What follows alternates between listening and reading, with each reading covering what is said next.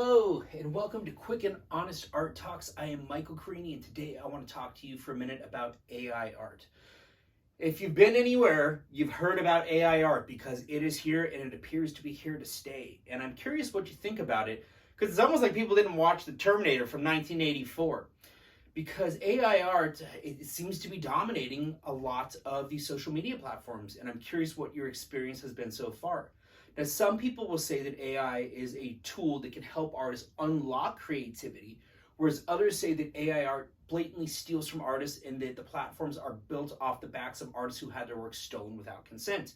Now, I myself have seen some of these platforms that use art and have seen the jumbled signatures of artists, and it just rips at my soul. So I never want to say that AI art is not art, because I will never be the voice or the person to say what is and is not art.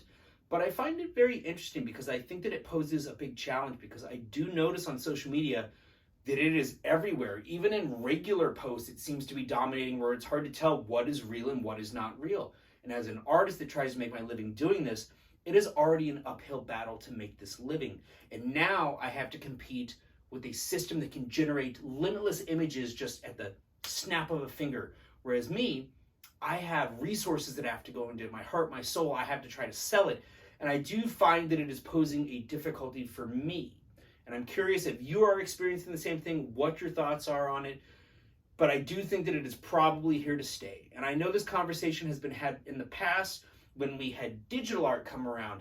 Prior to that, when acrylics came around and it was said, oh, acrylic's going to be the end of painting. It's not as legitimate as oil, So change is not always a bad thing, but I'm curious what your experience and your thoughts are on AI art, because I'm finding it to be a new obstacle on what is already a life filled with obstacles. But don't give up. Keep going. Let me know your thoughts.